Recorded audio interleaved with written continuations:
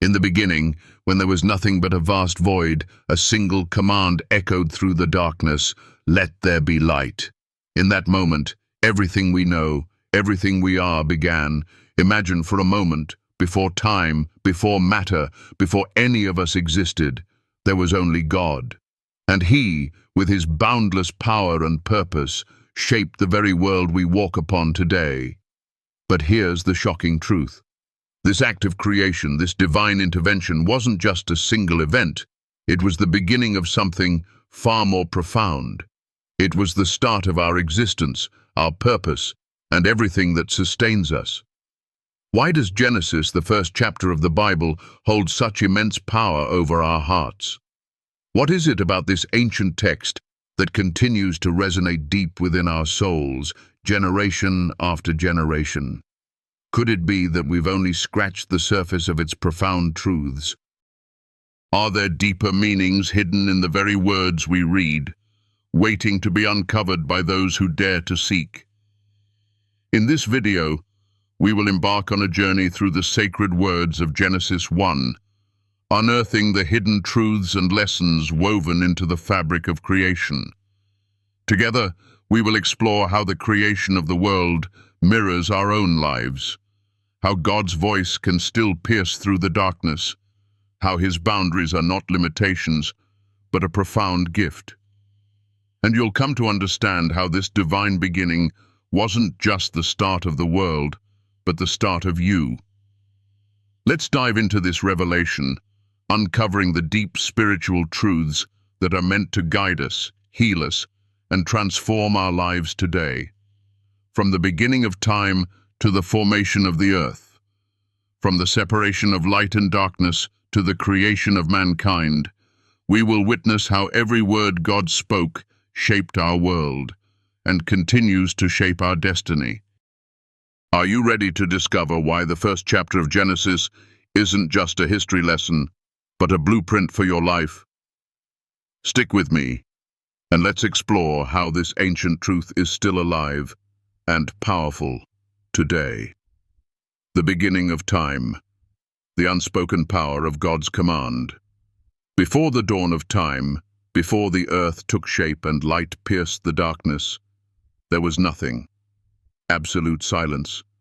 No sound, no motion, no life. And yet, in that profound stillness, there existed a power beyond comprehension. It wasn't a force that fought or struggled. It was the voice of God, quiet but commanding, steady and unwavering. Let there be light. In a single moment, light shattered the darkness. God did not wrestle with the void, but spoke, commanded, and the very fabric of the universe responded. This was not just the creation of light, but the beginning of everything. The very breath of life entered the world, unseen but felt, reverberating through time and space. Imagine the power of that voice. It was a voice of authority, not because it needed to prove itself, but because it inherently carried the weight of truth and existence. A simple word, and the world came to life. In our lives, we often find ourselves surrounded by darkness, doubt, fear, hopelessness. But the truth is, just like in the beginning, there is always the power to bring light into our lives. When we allow God's word to speak into our lives, we see the darkness fade and a new clarity take shape. What is it that we're allowing to rule our lives?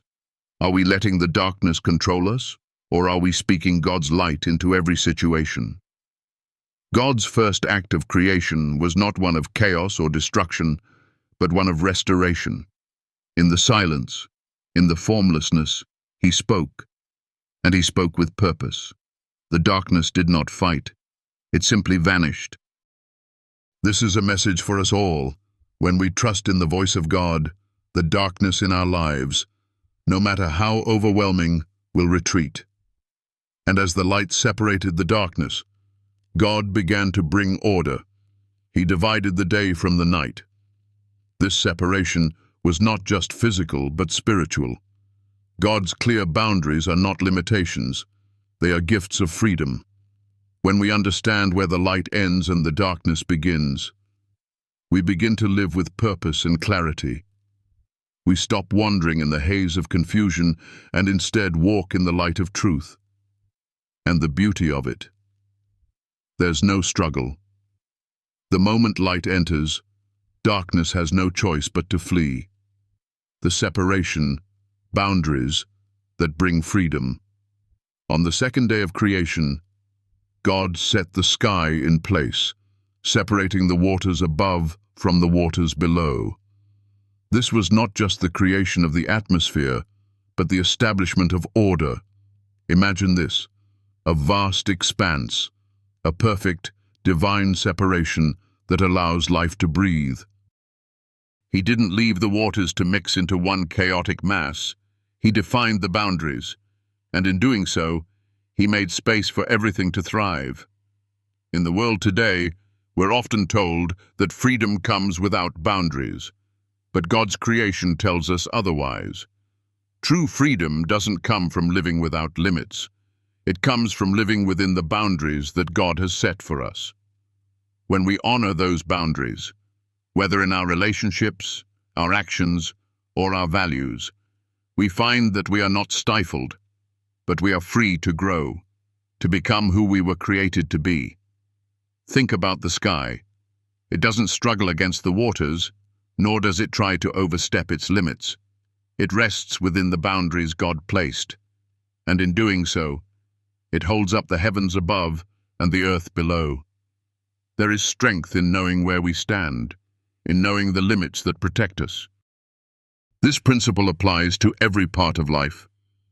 When we respect the boundaries God has laid out for us, we begin to see a peace that surpasses understanding. We don't need to fight for control because God has already set things in their perfect place. So the question becomes, how often do we resist the boundaries that are meant to protect us? Are we willing to trust in God's divine design, knowing that within those boundaries, we find true peace and purpose? The creation of life. God's blessing to multiply God's creation didn't stop with the formation of the earth, the sky, or the light. He took it a step further. He filled the earth with life. On the third day, he called forth vegetation, plants, and trees, each with the ability to produce seeds and multiply. This is where the beauty of creation truly comes alive. The earth was not just made to be, but to grow, to expand, to bring forth life in abundance. There's a profound lesson here. God, in his infinite wisdom, didn't just create life once. He created it to continue. Every tree, every plant, every seed carries within it the power to multiply. This is a picture of the spiritual truths in our own lives. God has planted seeds within each of us, gifts, talents, dreams. He has designed us to grow and multiply, to reach beyond our own capacity and create something greater. But here's the key. For the seed to grow, it must be nurtured. A seed cannot grow without the proper environment. It must be planted in good soil, watered and cared for. In the same way, the dreams and potential God has placed inside you must be nurtured with faith, patience, and trust in his timing. When you allow his word to cultivate your life, your potential can multiply in ways you never imagined. We can see this in our own lives. What has God placed in you that needs to be nurtured? What seeds are waiting to sprout and flourish? The challenge is not whether we have the potential to grow, it's whether we are willing to trust God with our growth, to surrender to his design, and to allow him to bring us to the fullness of what we were made to be. Just as God's creation was intended to multiply, so too are we called to multiply in every aspect of our lives. Whether it's through relationships, work, or personal growth, we are meant to increase and expand the kingdom of God. Every act of faith, every step toward his calling, is a seed that can grow into something extraordinary. These sections focus on the divine truths embedded in the creation story. The message is clear. God's creation is filled with purpose, order, and the power to multiply. Each day of creation speaks not only to the world he formed, but to the lives he desires for us. Through trust in his design, we find our path, our purpose, and our potential to impact the world in ways we can't yet fully understand. The creation of the living creatures, a symphony of life. God's creation reached a pinnacle of beauty and life on the fifth day. The waters that covered the earth were no longer still, but teeming with movement.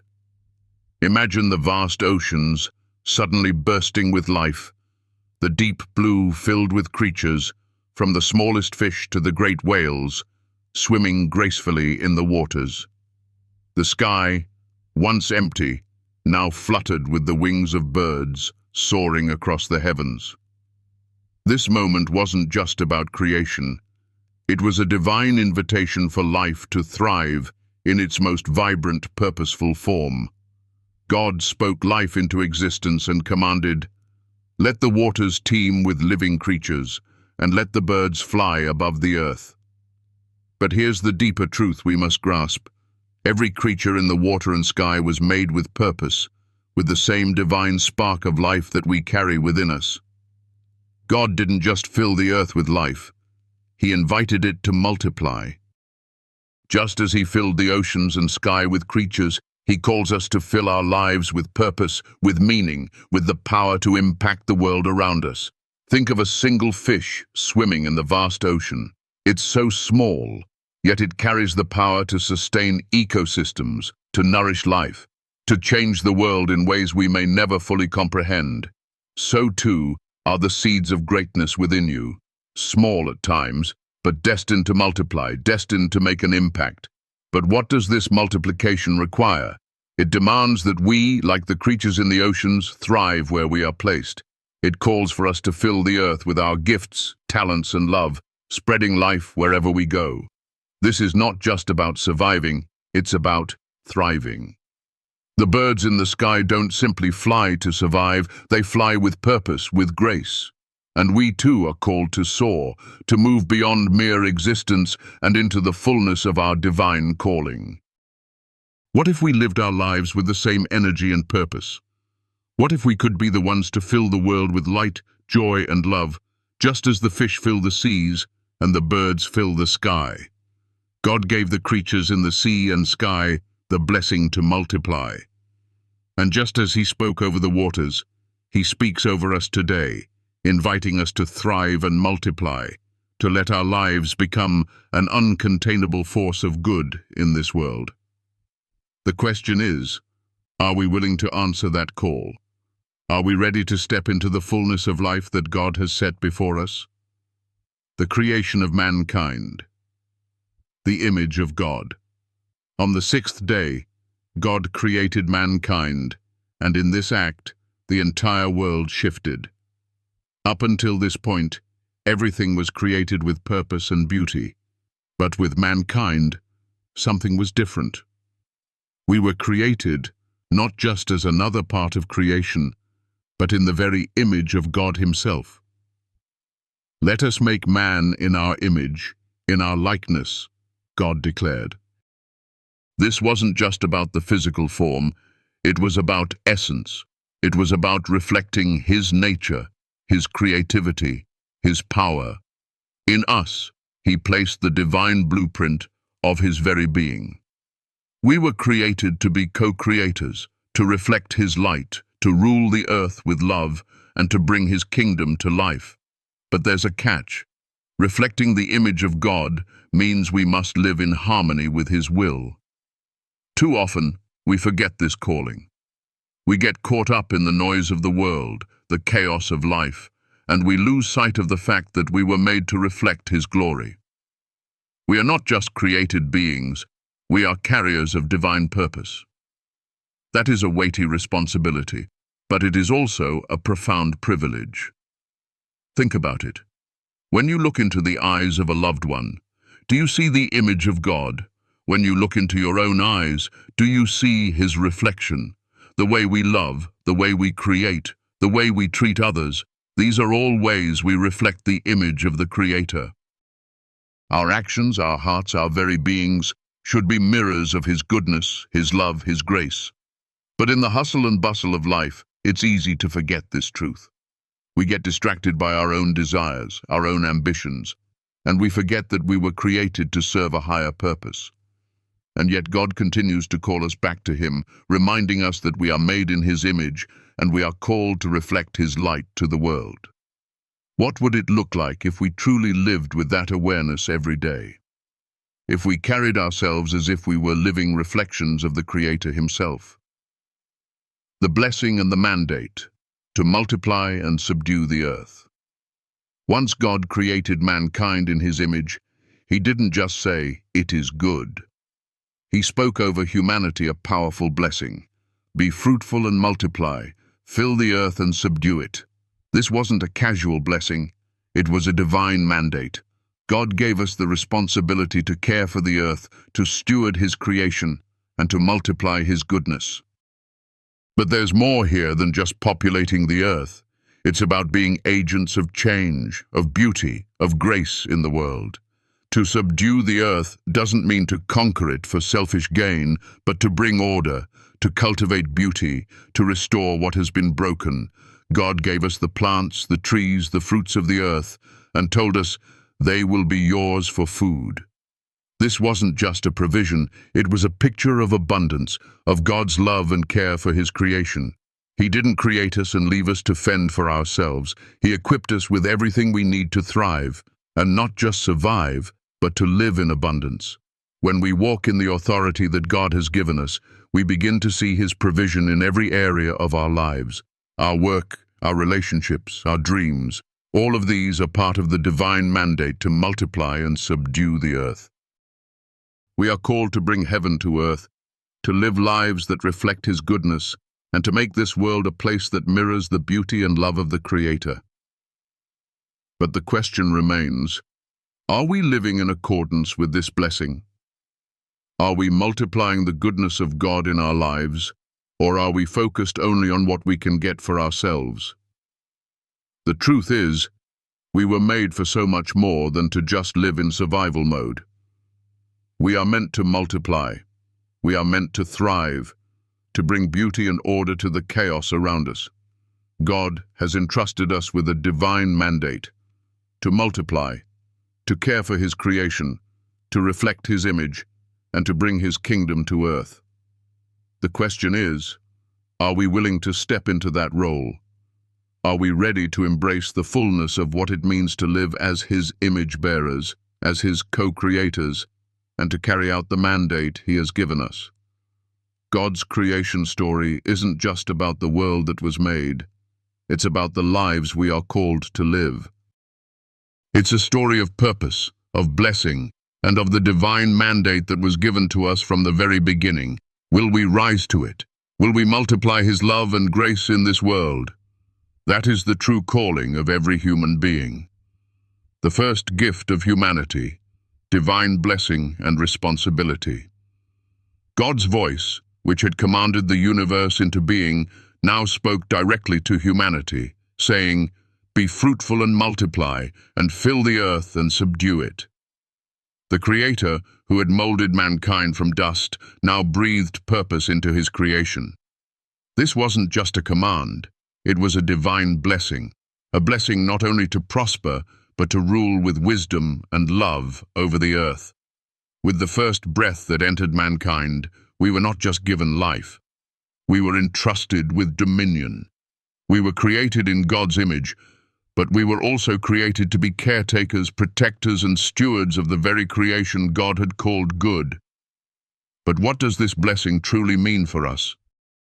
Are we living in the fullness of it? It's easy to overlook the magnitude of this responsibility. We can become so caught up in the demands of daily life that we forget that our very existence is part of God's greater plan for this world. We are called to multiply, not just physically but spiritually. We are called to fill the earth not only with people but with love, grace, compassion, and justice. We were not meant to take dominion in the way the world often does, through greed, control, and exploitation. No, we are called to lead with a heart full of mercy, to nurture, to cultivate, and to protect. God's blessing didn't just stop with the command. He provided for mankind before any need arose. I give you every seed-bearing plant and every tree that has fruit with seed in it, he said. The abundance of provision before sin, before the fall, is a reminder of God's love and care for us. Before we could even comprehend what we might need, God had already prepared the way. In the same way, He prepares us today. The challenge is not whether God will provide. He already has. The challenge is whether we are living in alignment with His provision. Are we walking in the blessing He's already given us, or are we striving for something else? When we live in alignment with God's purpose, we begin to see that His provision is not just physical, it's spiritual. It's the peace that comes when we trust Him completely, the joy that fills us when we serve others, and the fulfillment that comes when we use our gifts to advance His kingdom. The true abundance is not found in what we accumulate, but in what we give. And in this, we fulfill the very command that God has given us, to multiply, to subdue, and to fill the earth with His presence. The fall of perfection, the disruption of harmony. And yet, as beautiful as this divine command was, something went wrong. Humanity's blessing was met with a choice to trust God or to trust in themselves. This choice marked the beginning of a battle, not between flesh and blood, but between trust in God's goodness and the temptation to take matters into our own hands. The fall from grace didn't happen in a moment of weakness. It happened in a moment of doubt. It wasn't that Adam and Eve didn't know God, it was that they doubted His goodness. They wondered if there was more to be gained than what God had already given them. This is where we find ourselves today, caught between the blessings of God and the distractions of the world. We live in a society that tells us we need more, that we aren't enough, that there's something out there beyond what God has already given. The temptation to go beyond what God has designed for us is as strong today as it was in the garden. It whispers, if you only had more, if you only took control, if you only trusted yourself more than God. The tragic truth of the fall is that the blessings God had freely given were no longer enough. Adam and Eve were given everything they needed for life, but in their desire for more, they lost everything. This is the core of sin, believing that what God has provided isn't enough. But here's the thing. Even in the midst of humanity's disobedience, God didn't leave them without hope. The very moment they fell, God's redemptive plan began to unfold. He promised that a Savior would come to restore all things. In the midst of brokenness, there was hope for healing. And this is where we must turn our hearts today. Are we living in the fullness of God's provision, or are we still looking for more, believing that we need something beyond what He has already given? When we stop doubting God's goodness, when we stop striving for what He hasn't given, we begin to experience the peace that comes from trusting in His perfect plan, the rest that comes from trust, the sacred rhythm of creation. As the creation story unfolds, we come to the seventh day, a day of rest. This is not a rest born out of exhaustion, but a rest that flows from completion, from perfection.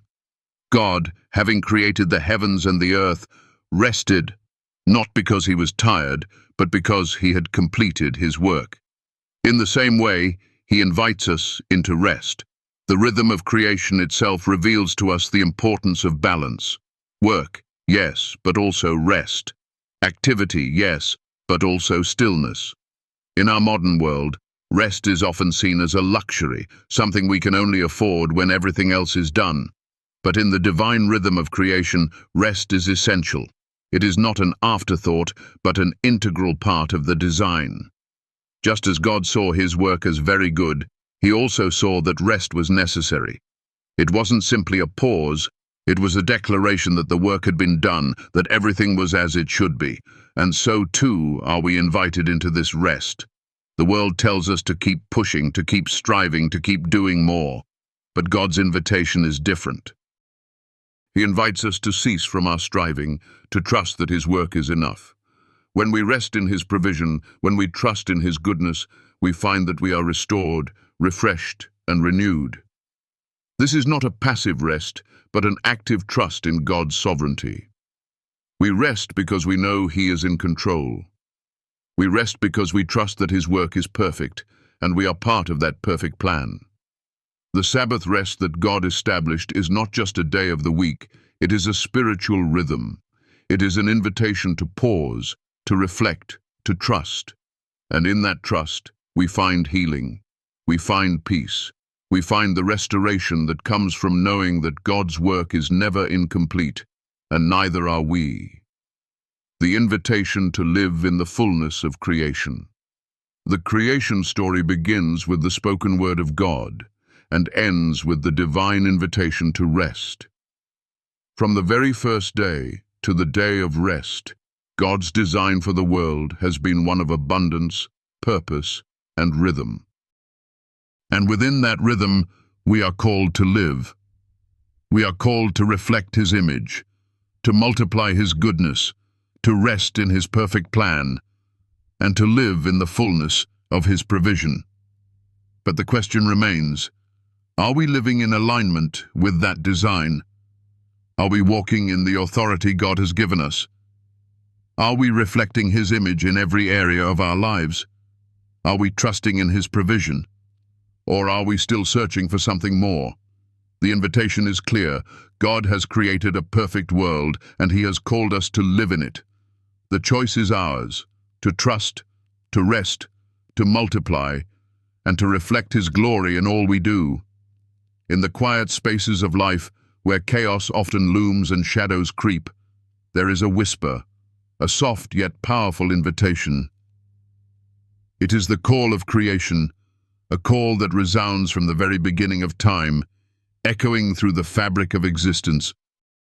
The story of Genesis is not just the tale of how the world began, but a deep, timeless reminder of who we are, why we exist, and the power that lies within us when we live aligned with the Creator's design.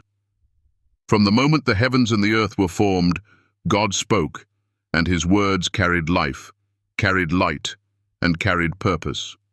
He didn't just create the world, he created it with intention, with beauty, with rhythm. Every day of creation was not just a new moment of existence, but a declaration of his nature, a God who is good, who is purposeful, and who desires for his creation to thrive. And in that moment, when he created mankind in his image, he set in motion a divine plan, a plan that would reach beyond the boundaries of time and space and continue through you and me today. What if I told you that every single day of creation speaks to us today? What if I told you that the very purpose behind the universe's existence is intertwined with your existence?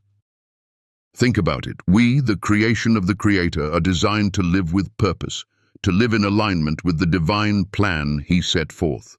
It's easy to forget in the noise of the world, to feel lost amidst the confusion, but God's creation is a profound invitation to step into the light, to reflect his image, and to multiply his goodness. What if the key to unlocking the fullness of your life is already within you? The same power that spoke life into the void, that separated light from darkness, is the same power that dwells within you, urging you to break free from the chains of doubt, fear, and limitation. Every challenge you face, every obstacle in your way, has no power over you, because you were created in the image of the one who holds the universe in his hands. As the world spins on, we can become overwhelmed by the weight of our struggles, by the shadows that seem to stretch across our path. But remember this, the same God who called forth the light out of darkness is calling you into his light. In your moments of despair, he is hovering over the chaos, waiting to speak his words of life into your soul. You are not meant to wander in darkness, but to walk in the brilliance of his light, to be a reflection of his goodness in a world that desperately needs it. There is power in your story, just as there was power in the story of creation. You may not see it now, but every moment you live in faith, every act of kindness, every step toward healing, is part of the divine narrative that God is writing through your life. And here's the truth. You were not meant to live in isolation. You were made to multiply your love, your kindness, your purpose, your joy. Just as the earth was filled with life, so too are you called to fill the world around you with the light of God's love. We all face moments of doubt. We all question our purpose, our worth, our place in the world. But just as God looked upon his creation and saw that it was good, he looks upon you and sees the masterpiece he created. You are fearfully and wonderfully made. Your value is not found in the things you do or the successes you achieve, but in the simple fact that you reflect the image of the Creator himself. What does it mean to reflect the Creator's image? It means to live with love, to act with compassion, to speak with truth. It means embracing the boundaries God has set for us, not as restrictions, but as gifts that bring freedom, peace, and order. It means living not for ourselves, but for his glory, multiplying his goodness in every interaction, in every moment, in every decision. But here's where it gets real. This journey isn't always easy. It requires trust. It requires surrender. It requires stepping out of the shadows and into the light, even when the road is uncertain. But remember this, you are not alone. The same spirit that hovered over the waters, bringing order to chaos, is with you now, guiding you, strengthening you, and empowering you to live in alignment with the purpose God has set for your life. And as you walk this path, remember that you are part of a larger story, a story that began with creation and continues with every life that chooses to walk in the light of God's love. You were made for this moment, made to reflect his goodness, made to bring light into the darkness. You are his image bearer, his co-creator, his masterpiece. There is no greater purpose than this.